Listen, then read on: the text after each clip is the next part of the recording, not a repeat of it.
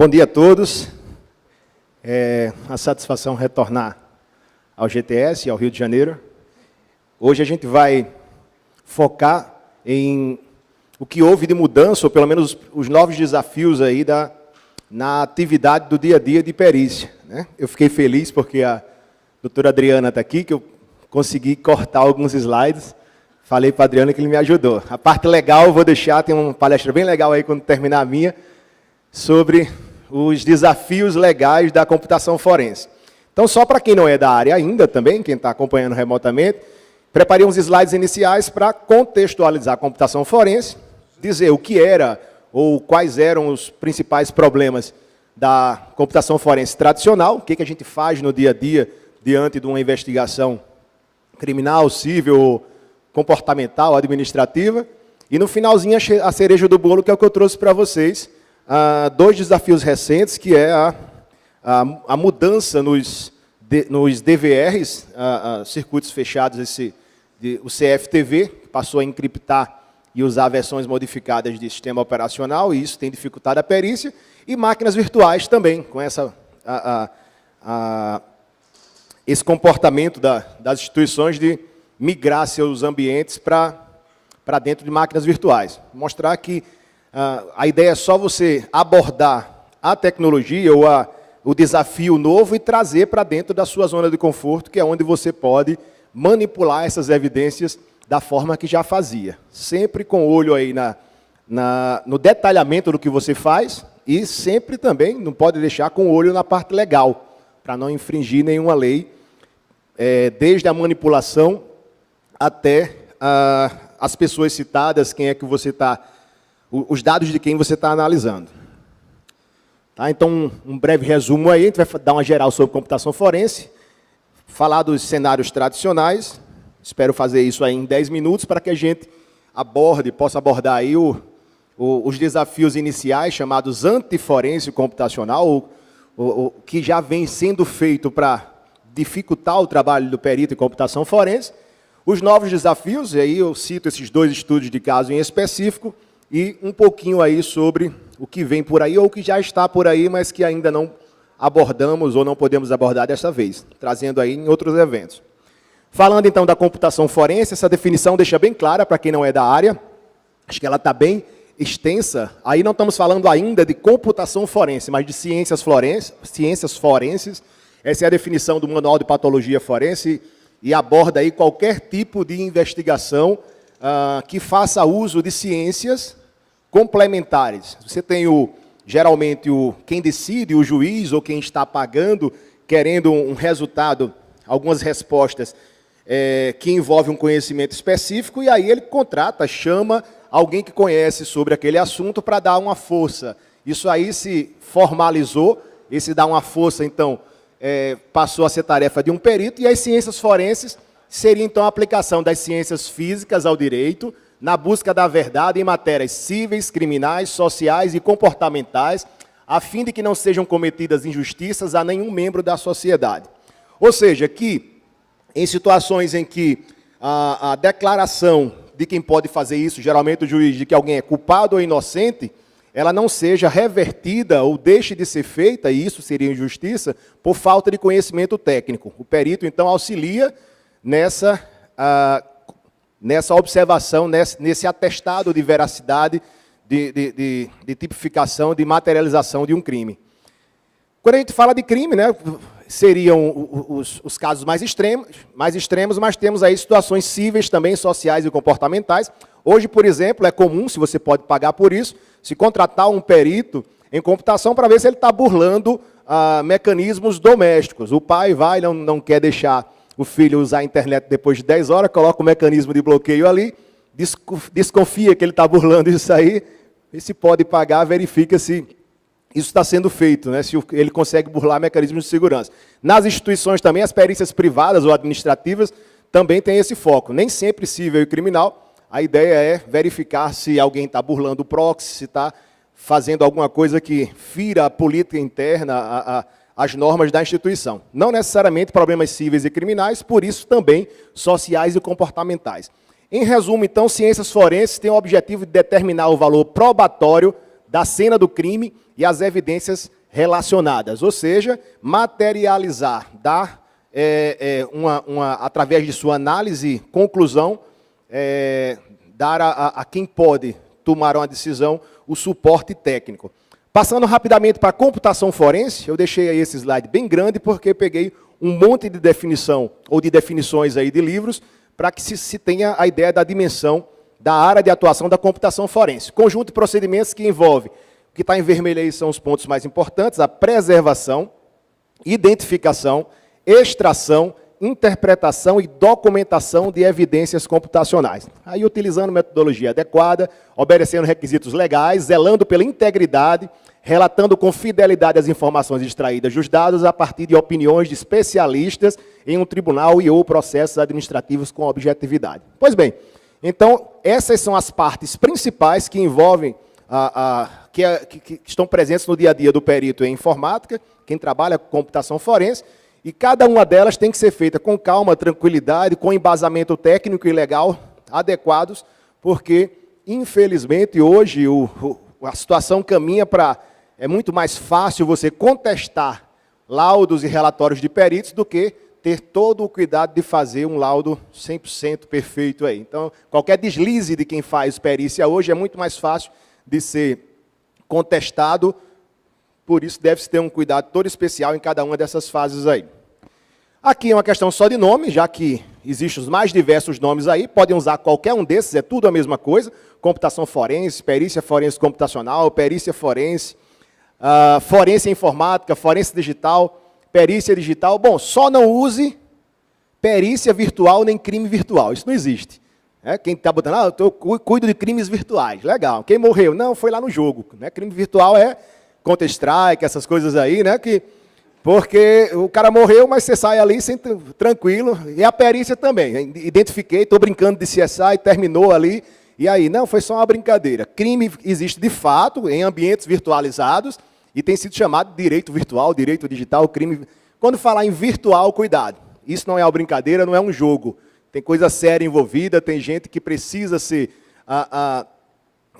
ter essa noção de que o que está fazendo é penalizado e essa é a contribuição que a gente deve dar. Quem está na área ou quer entrar na área, muito bem-vindo, mas tem que ser muito sério e detalhista para que a prática em ambiente virtual, de fato, seja materializada de forma real. Esse é o desafio principal.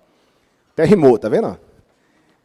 Então, em resumo, o que se faz em computação forense? Recuperar, analisar, preservar computadores e materiais relacionados de tal forma que possam ser apresentados como provas em um tribunal de justiça. Ora, algumas atividades que o perito de computação forense faz não precisa chegar a tanto, ir a tribunal de justiça. Mas para não perder a prática, fazer a coisa correta, tanto em termos de metodologia como de ferramentas, é importante e relevante que, sim, sempre se tenha um cuidado todo especial nessa materialização. Eu digo porque, em algumas situações, não é nem necessário, tão necessário você ver com tanta... atuar com tanto detalhismo, buscando a integridade dos dados. Por exemplo, às vezes a gente pega uma perícia para verificar uma imagem que foi apagada de um CFTV. Se a imagem conseguir ser recuperada, ninguém vai olhar lá se a imagem foi montada ou não foi montada, se o sujeito está lá roubando. Agora, se é um documento, aí a gente começa a se preocupar. E, às vezes, também alguém perde acidentalmente dados de um computador. Ajudar a recuperar isso aí também pode ser tarefa de quem trabalha na área, até para ganhar um trocado a mais aí, quando não estiver fazendo a perícia oficial ou a perícia contratada. Mas o cuidado deve ser sempre em garantir a integridade. Em raríssimos casos, raríssimas exceções aí, é que a gente pode abrir mão disso para ganhar tempo. Identificar as evidências rapidamente, estimar o impacto potencial da atividade maliciosa na vítima e avaliar a intenção e a identidade do agressor. Ou coletar evidências que ajudem nesse objetivo. O que está em vermelho aí é só para reforçar uma coisa importante, é o limite da tarefa de quem trabalha com computação forense. Salvo peritos oficiais que andam armados e têm autorização para isso, o perito não é policial, não é juiz, ele tem que ter cuidado, não vai entrar nessa área e sair chutando porta, botando o cara no chão, pisando, ou saber o que foi que aconteceu, se foi julgado, se não foi. Você tem que gerar as evidências. Você não chega a pessoas, você chega a equipamentos utilizados, logins utilizados. Talvez, e quase sempre é necessário aí, a intervenção, o complemento do trabalho do perito feito por investigadores, por câmeras, testemunhas. Então, não é porque chegou-se até um equipamento que você tem materializado, caracterizado um crime praticado por uma pessoa. É isso que eu chamo mais atenção aqui nesse resumo inicial para a gente. Tá? Então, só para fechar essa parte inicial de contextualização de computação forense, nossa base legal, tá? Falando em base legal, reforço daqui a pouquinho, eu tenho umas perguntas preparadas para a doutora Adriana também, da parte legal. O que a gente tem em perícia, e é a base para o trabalho pericial, artigo 170 e 171. Não confundam com o estelionato, não é 171, como é o costume falar, esse é o código, é o CPP, né? Isso é o Código de Processo Penal. 171 é do CP, né? Esse aqui é o do CPP, Código de Processual Penal. Isso, olha. Tá vendo? Sempre tem que ter o suporte jurídico, sempre, né? Então, artigo 170. Olha, isso aqui não existia computação forense, mas o que, é que a gente pode e até hoje faz uso daqui? Nas perícias do laboratório, os peritos guardarão material suficiente para eventualidade de nova perícia. Sempre que conveniente, os laudos serão ilustrados com provas fotográficas ou microfotográficas, desenhos ou esquemas. O mais importante daí são 3 palavrinhas. Primeira, material suficiente. A computação tem um apoio, uma base melhor do que todas as demais ciências forenses, que é, depois de extraído o dado, seja ele de que mídia for, a assinatura hash. E aí você tendo a validação da integridade de uma mídia, daqui a 10 anos, se você fizer uma cópia e bater o hash, ela continua sendo material suficiente. Ao contrário de outras ciências aí, em que você vai tirando pedacinhos de bituca de cigarro, de cabelo, de sangue, de DNA, são evidências que finitas. Na computação nós temos material suficiente aí, enquanto forem válidos judicialmente os processos de verificação de integridade por hash. A outra aqui é a questão de fotografia, que tem sido um grande aliado nas perícias atuais. Antigamente a gente fazia cadeia de custódia ali, anotando no serial do HD, os números que tem. Hoje em dia você tira uma fotografia, você não erra aquela letrazinha que pode inviabilizar o laudo. Fotografia tem sido, em todas as áreas forenses, aí, um grande aliado.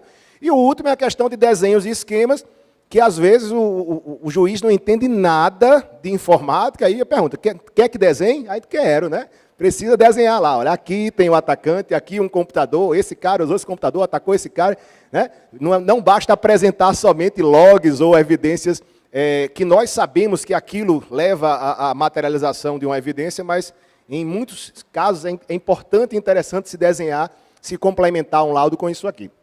E o 171, aqui tem a tarefa do perito descrever vestígios que indicarão conquistamentos por que meios e em que época presumem ter sido o fato praticado. Aqui eu vejo com restrição o perito em computação forense usar a subjetividade. Tem que ter muito cuidado com isso, né? Presumir alguma coisa, e aí? Ele fez ou não fez isso? Muito cuidado. Chega até o limite técnico. O equipamento que pertence a ele foi usado em um incidente. Não quer dizer que ele fez. Então, muito cuidado com essa presunção que tem levado aí a algumas decisões complicadas e erradas. E o resumo, então, dos pontos-chave: aquisição, preservação, identificação, extração, recuperação, análise e apresentação, documentação, que seria o laudo. Chama atenção aqui só para a diferença, que geralmente é a que é mais contestada, quem não está na área, sobre extração e recuperação. Extração, quando você extrai dados usando ferramentas convencionais. Recuperação, quando você faz uso de técnicas e ferramentas para recuperar arquivos que foram apagados, intencionalmente ou não. Com técnicas, por exemplo, como o data carving, que é a técnica mais usada hoje. Últimos termos aí mais relevantes: cadeia de custódia, o documento que acompanha todo o procedimento de manipulação de evidências em computação, e computação forense também.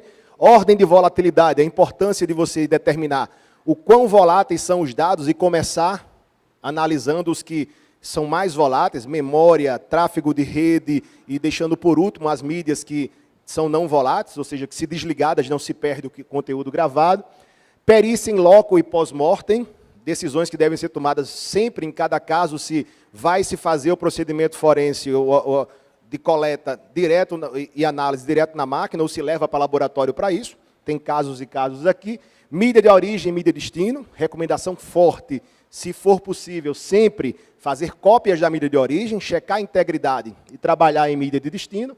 A assinatura hash, nossa principal aliada para checagem de integridade. Uma vez validado o hash de uma mídia de destino, você tem como assegurar, a partir de então, que todos os procedimentos podem ser feitos a partir da mídia de destino, que não há necessidade nem argumento de protelação para retornar para a mídia de origem. Duplicação pericial é o processo correto de fazer duplicação. Há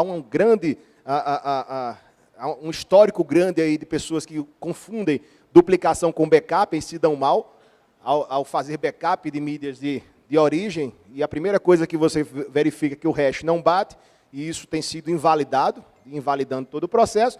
E a tipificação específica ou por analogia. Se já existe lei que tipifique o que você está investigando, ou se você tem que fazer analogias, usar de jurisprudências e coisas desse tipo para conseguir chegar onde você quer. Fazendo um resumo aí dos cenários tradicionais, o que nós temos? Tem diminuído esse percentual, mas eu diria aí, seguramente, pelo menos na minha área, 80% ainda é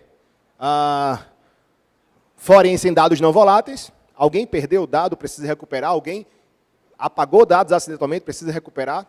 Alguma coisa pode estar no equipamento, em mídias, precisa recuperar. Então, aí são os dados não voláteis, geralmente, HDs, pendrives, CDs, DVDs. E fazer a duplicação desses dados, extrair hash, verificar, extrair o que pode ser visto, recuperar o que não pode ser visto, é o trabalho aí, hoje, que é um percentual que vai diminuir, está diminuindo consideravelmente. Eu quero que você chegue a essa conclusão no final dessa palestra, junto comigo também, que cada vez menos você tem esse cenário, com a mobilidade, com novas tecnologias. Dados voláteis, tá? Aí você tem memória. Quando for o caso, eu tenho um malware que está em memória e não consigo encontrá-lo dentro das mídias não voláteis, eu faço procedimento padrão, dump de memória. Aí, nesse caso, você não tem a mídia original preservada, você só tem, naquele momento, um retrato da memória e trabalha em cima dela, geralmente, para identificar malwares ou algum software que foi instalado e foi removido da mídia não volátil. E com técnicas, por exemplo, de file carving, verificando assinaturas de malwares, de arquivos específicos, você descobre que uma determinada evidência está ou estava em memória, embora não estivesse nos dados não voláteis.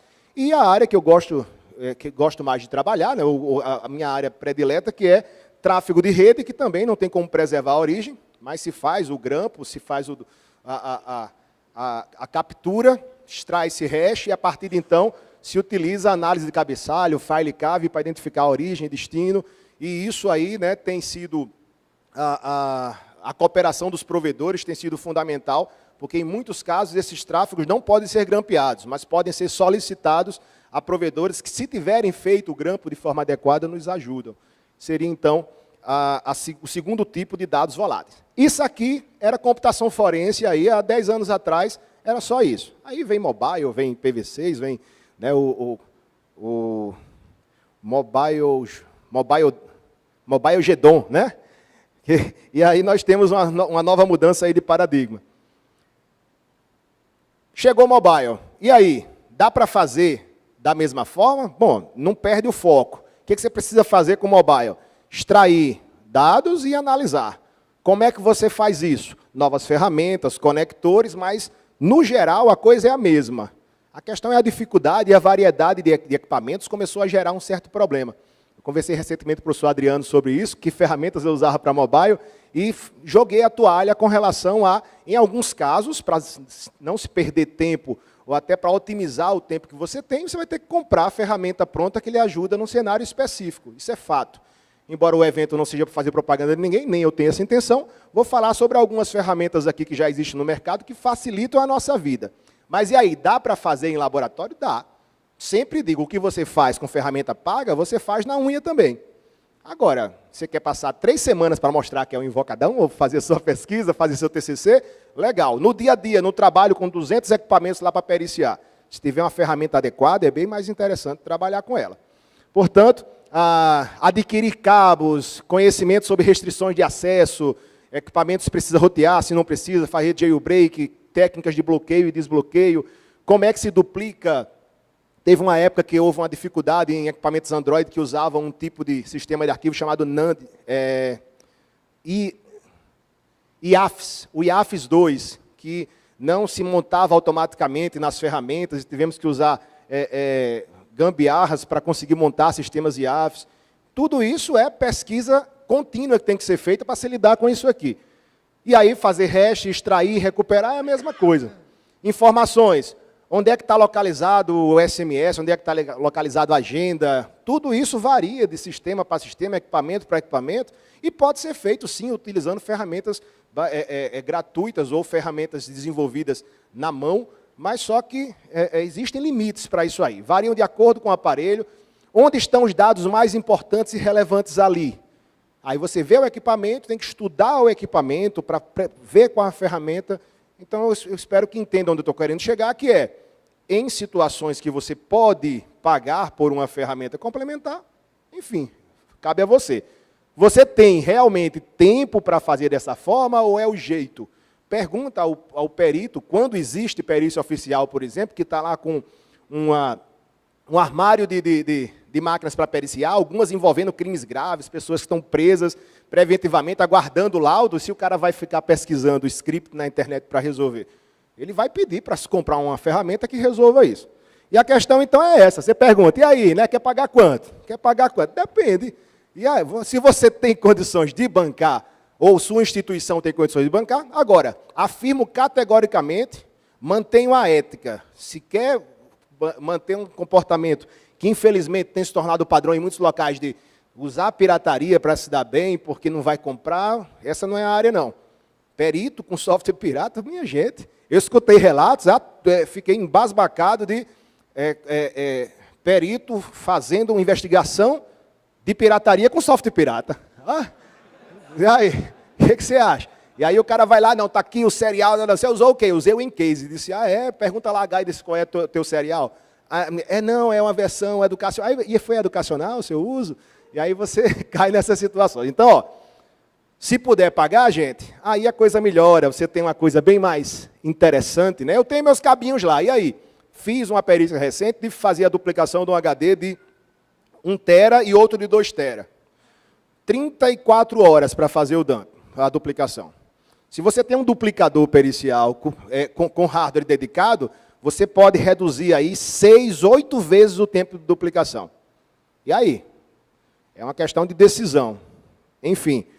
Então, tem aí alguns nomes dos principais fabricantes, quem está há mais tempo no mercado, né? A menina dos olhos, que você olha assim, né? Fica limpando o canto da boca, e que variam, tem de todos os preços e tipos. Dá para fazer o que esses caras fazem com software e hardware da Dell Extreme e Linux? Dá, né? Você faz, mas só que você demora bem mais, os resultados têm uma maior probabilidade de você deixar passar uma evidência importante do que você dar de cara com uma coisa desse tipo, da Oxygen, por exemplo, em que você coloca e diz, é Android, aí ele já mostra, é um iPhone 5, você quer o quê? Eu quero os aplicativos, quero coletar os calendários, pega lá as imagens, áudios e vídeos, e você tem lá no final, quer gravar como?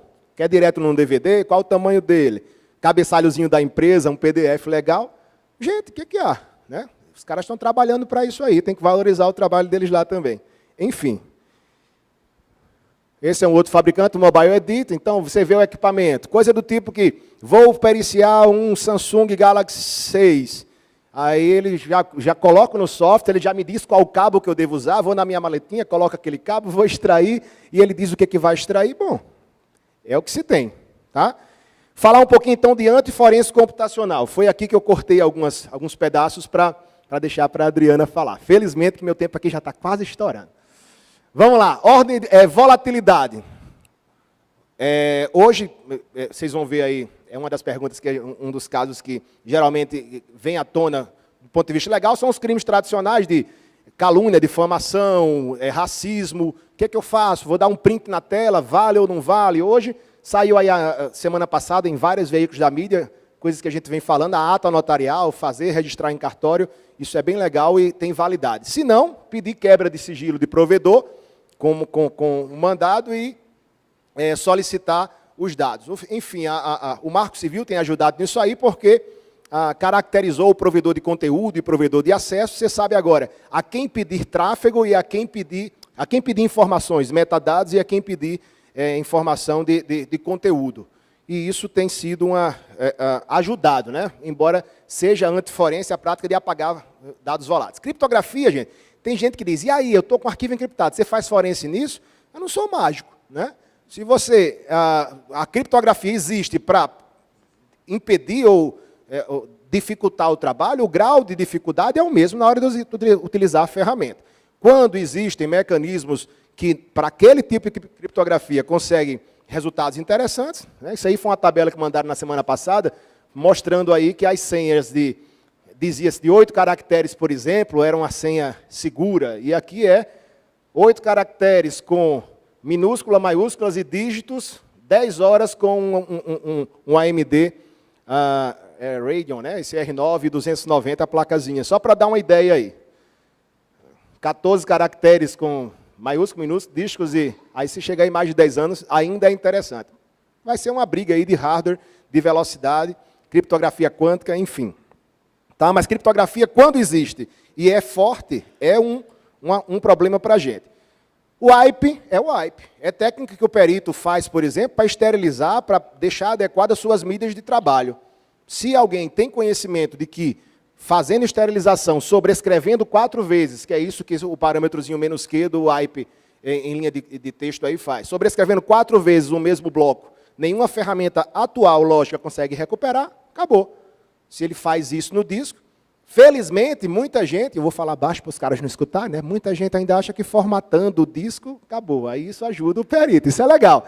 Mas se o cara começa a pegar um wipezão lá, clica aqui, você quer pegar uma partição inteira ou só um diretório? Aí, dificulta não, né? Impede a perícia nesse caso, vai ter que usar outros métodos. E aí, aqui é o wipe com 4 tentativas, isso aqui é para os paranoicos, né? Manda sobrescrever 1000 vezes aí, passa 3 meses, aí consegue um HD de 100 megas, você passa 2 meses aí. O wipe-RF para você fazer uma esterilização num diretório específico. Isso aí foi a gracinha que começaram a fazer o mês passado para cá, né? Bem interessante, e aí?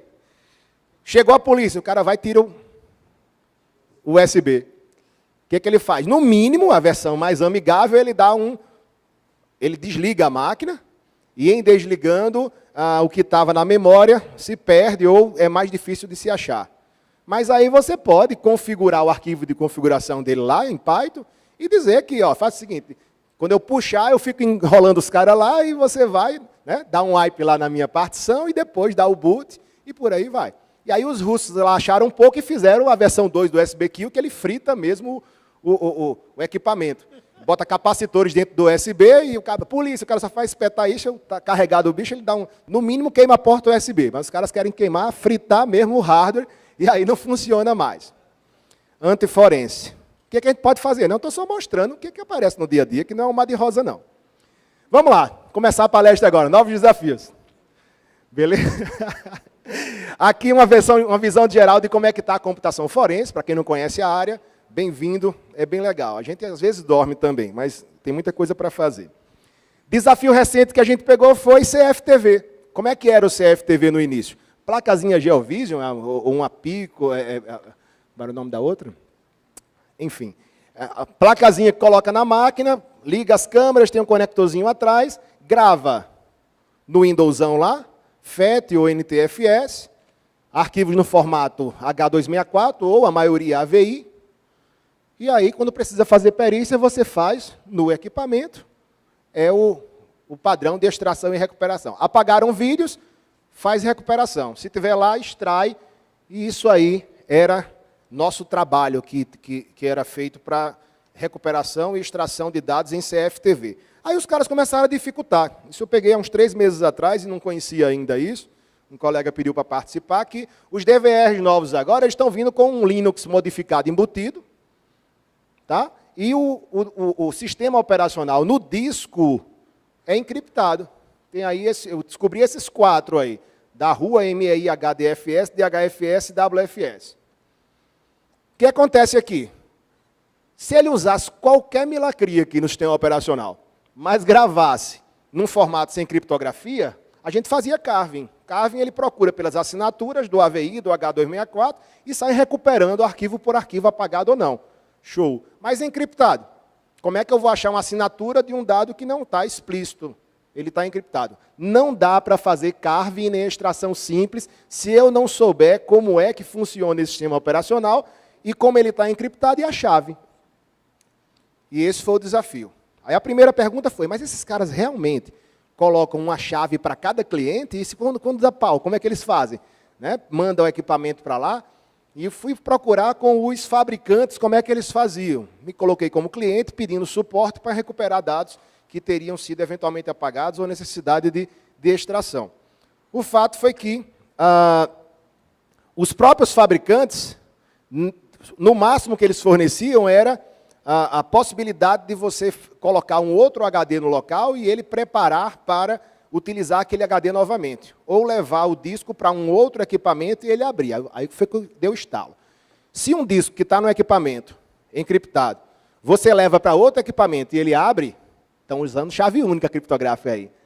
E aí foi quando, se isso for e é verdade, a ideia é só descobrir quais são as chaves mestras de cada uma dos métodos de criptografia desses caras, utilizar script, framework, ferramenta que seja, manipular e recuperar.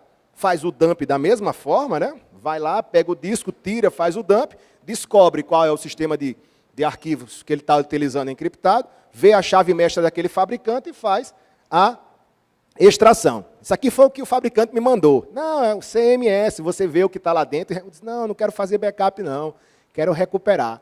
Isso aqui, não, você conecta e ele extrai os vídeos. Não é isso aqui, não. Esse cara, o Mike Knoop, fez um script na mão, na munheca, não sei se ele participou, fez engenharia reversa para descobrir as chaves, para 2 modelos de DVR Pioneer. Então, faz a duplicação desses 2 modelos Pioneer, utiliza programinhas em Python e ele restaura em formato H264 e AVI. Beleza. Esse Stephen Haller, deve ser isso aí. Ele ampliou o modelo do Mike para os modelos da Panasonic e cada um foi fazendo o seu.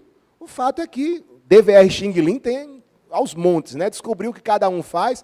Comecei a procurar entre os fabricantes se eles tinham alguma coisa, entre os desenvolvedores se eles tinham alguma coisa disso aí. Os 2 aqui, scripts Python gratuitos. Mais uma vez caímos na questão. Quer pagar quanto? Né? E aí, dá para pagar? Tem alguém que vende uma solução dessa? Aí tem. Apareceu um japinha lá. Aqui, o japinha, o chinês, eu não sei. Mas pelo jeito do software escrever, ele usava ou era o mandarim ou era japonês. Eu não consigo decifrar aquilo ali. Vocês vão ver que no próprio... O fato é que ele tinha um site em inglês também, a gente conseguiu verificar como é que ele funcionava. O Axin Data Recovery. Suporte a todos os métodos de criptografia dos DVRs convencionais ou atuais, o WFS 2, 02, 03, 04, por aí vai, extrai, restaura, exporta nos formatos H264 ou AVI. Para mim, resolveu. Paguei uma licençazinha chamada One Time Version, $168.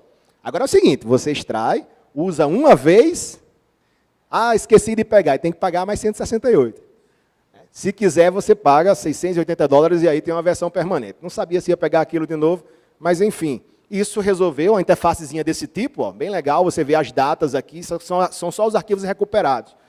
As horas e o tamanho em megabytes de cada arquivo que foi recuperado. Acabou. Para que correr atrás disso aí? Outro cenário, máquina virtual. Quando o colega pegou isso aí, chamou para participar, disse, cara, é um SXI VMware. Eu disse, calma, lá dentro tem uma máquina, não tem? Tem. A gente precisa chegar nessa máquina. Ele só se deu mal porque ele cobrou a perícia pela máquina, e tinha 11 máquinas virtuais dentro. Aí teve esse probleminha. Né? Foi 2 meses e meio lá de trabalho. Mas, enfim, o fato é, não acessa diretamente a mídia original. Essa é a nossa premissa forense. Se você sobe o sistema, ou se ele está ativo o SXI, e você não levanta as máquinas virtuais, está lá, você pode conversar, acessar, seja a interface da própria ferramenta, ou via SSH remoto, e fazer a duplicação. Nesse caso, não é duplicação, é cópia dos arquivos da máquina virtual, de cada uma delas, que estão lá, parados, estáticos, se não tiverem levantados previamente, e aí todo o resto aí é fácil, né? Fácil, mas leva tempo. Verificar os volumes que estão lá, calcular os hashes, fazer cadeia de custódia, analisar informações, ver o arquivo VMDK, nesse caso do ESXi aí, e além dos arquivos complementares. Aqui estão os principais arquivos de cada diretório, de cada máquina virtual, no padrão atual das máquinas VMware. VMX, você tem os dados de configuração, VMXF, a configuração complementar. Esse arquivo aqui você manipula da mesma forma que manipula um disco, a imagem de um disco. Não precisa subir a máquina virtual, mas se quiser, você tira uma cópia e sobe a máquina virtual, mas você pode manipular diretamente, é suficiente. VMSD, informações de metadados, a BIOS usada na máquina virtual, você tem informações interessantes aí sobre a configuração da máquina, e os logs das atividades do que foi feito na máquina, você acompanha o histórico do servidor fora dele. Isso é legal. Tá? Então, só dando um exemplo aí, ó, aqui está um servidor da máquina virtual, os arquivos que a gente citou agora, os tamanhos deles, ó, aqui é uma máquina virtual de 50 GB. Quando você usa um FDisk, por exemplo, com "-L para verificar inteiramente, é como se fosse um HD. Você tem as informações 53 GB. Nesse caso aqui, uma máquina Linux, usou a interface lógica, botou o swap aqui, eu preciso chegar nessa partição VMDK1 aqui e fazer extração e recuperação como se estivesse fazendo numa mídia convencional. Aqui é o outro, ali era uma máquina Linux, aqui é uma máquina Windows, está aí 3 partições NTFS e é a mesma coisa. E aí, quer pagar quanto? A mesma coisa, né? Lá o próprio From Byte Recovery tem ferramentas lá a partir de $1.000 que fazem manipulação direta no VMware. Eu, particularmente, nesse caso, não estou usando ferramentas pagas, porque dá para fazer utilizando as ferramentas convencionais sem problemas. O que a gente vai ter por aí? Que vai ter não, que já tem nuvem, forense na nuvem. Bom, aí passa por repensar como é que as redes estão funcionando. Eu acredito piamente que nos próximos 5 anos nós vamos ter, na realidade, equipamentos sem armazenamento local. Vamos ter nossas nuvens privadas em algum canto, nuvens públicas em outros, nuvens corporativas em outros, e mandar um arquivo para o chefe, transferir um arquivo de sua nuvem privada para uma nuvem corporativa, e a forense vai ter que ser feita lá. Como você vai chegar até lá, como é que vai fazer isso aí? Vamos esperar estabilizar a situação. Por enquanto, só testes. Mas os caras estão se preparando para isso aí também, né? Você já tem versões aí das principais fabricantes se preparando para a nuvem, as principais nuvens, Google Drive, Dropbox, por exemplo, e depois para outras nuvens que possam aparecer. As nuvens da Apple, nuvens Microsoft ou outras nuvens que sejam. O fato é que esse é o nosso novo desafio, porque a rede está trazendo esse novo desafio. Ok. Aí estão os contatos, 2 minutos e 33, viu, Adriano? Deixa o tempinho aí para perguntas. Observações, pessoal, comentários. Tem bastante detalhe aí da apresentação do Ricardo, ele tem bastante experiência nesse tópico mesmo. Alguém gostaria de fazer um comentário, uma pergunta? Não? Tem um comentário online aqui. Ricardo, durante a sua apresentação, uma das pessoas tinha perguntado sobre como se faz ao se deparar com dados criptografados. Você mesmo respondeu depois, mas foi um tópico de interesse e talvez valha detalhar um pouco mais isso. É um capítulo à parte, tanto em mídias voláteis como não voláteis, isso aí. Né? Dentro quando a gente pega a disciplina só de rede, por exemplo, é uma discussão à parte se agora nós vamos ter IPv6 com IPsec nativo em nível de rede, se eu preciso usar criptografia nos níveis superiores, sempre vai ter que usar. E sempre vai ser um calo. Você usa redes Wi-Fi, usa criptografia em nível de enlace. Ok. Aí dentro vai usar IPv6, criptografia em rede. Ok. Aí você usa a aplicação criptografia lá em cima. Cada um desses níveis é um desafio natural para quem está. Eu prefiro, em muitos casos, você tem que usar uma técnica que até a preparação internacional, se a HFI botou, eu não entendi. Achei que era brincadeira e está lá. Eles disseram que era a técnica da mangueira de plástico. Aí eu procurei o que era mangueira de plástico, quando a criptografia era forte. Eu descobri que é o mesmo saco do BOP. Bater até o cara dizer a senha, né? Com a mangueira de plástico ou botar o saco. Então, tem situações em que, se não houver a cooperação de quem botou a senha criptográfica lá, amigo, dançou, já era, e acabou. Ricardo, tem uma pergunta que, apesar de feita para você, eu vou pedir para a Adriana responder depois, que é se juridicamente é possível obrigar que uma chave seja revelada Então, a gente deixa essa pergunta... Juridicamente, né? Então a gente Bom, deixa tem técnicas que não convencionais que podem ser utilizadas. Eu vou deixar a doutora Adriana falar sobre a parte legal disso aí. Tá? Tá bom, obrigado. Eu conheci, até uma das pessoas que eu admiro bastante, é aqui do Rio, infelizmente ela não está mais no cargo, é a doutora Ellen Sanderberg. Foi uma delegada daqui, da Delegacia de Crimes Cibernéticos daqui. Eu achava que o jeito dela era bem interessante. Ela chegava e dizia, tira isso do ar. O cara dizia, cadê o mandato? Ela botava a arma em cima da mesa, está aqui. Né? Virava todo mundo, é você que está com o pai, com a filha reganhada na internet. E aí ele usava da sensibilidade do poder de pressão, né, para não precisar, em muitos casos, a cooperação, networking, agora falando sério, né? Se bem que ela estava falando sério. Né? Você ter bom relacionamento com provedores de conteúdo é bom, porque às vezes a volatilidade pode complicar. Me libere esses dados que eu vou atrás do mandado. Se valer a pena ir atrás, aí consegue a evidência. Aí não publica aquilo que não tem embasamento legal, e aí vai lá depois e consegue o mandato. Ah, não tinha nada não, então esconde isso aí. Bom, não é correto nesse caso, mas em alguns casos, se não for feito dessa forma, pode-se na hora que conseguir o mandado, o dado já era. Se perdeu, foi sobrescrito. O elemento surpresa, às vezes, é muito importante. O policial pode fazer isso, mas o networking é a melhor forma. Ter bons relacionamentos com polícia, com advogados, com procuradores, mas principalmente com os provedores de conteúdo, hoje é fundamental. Conhecer os vizinhos, né? Conhecer os vizinhos. Mais alguma observação, pessoal? Estamos em cima da hora, hein? Não? O Ricardo vai ficar aí hoje, amanhã, dá para conversar mais aí. Hoje né? só. É hoje só? É, tá bom. amanhã de manhã eu estou indo. Muito obrigado, Ricardo. Valeu, pessoal. Eu que agradeço. Até a próxima.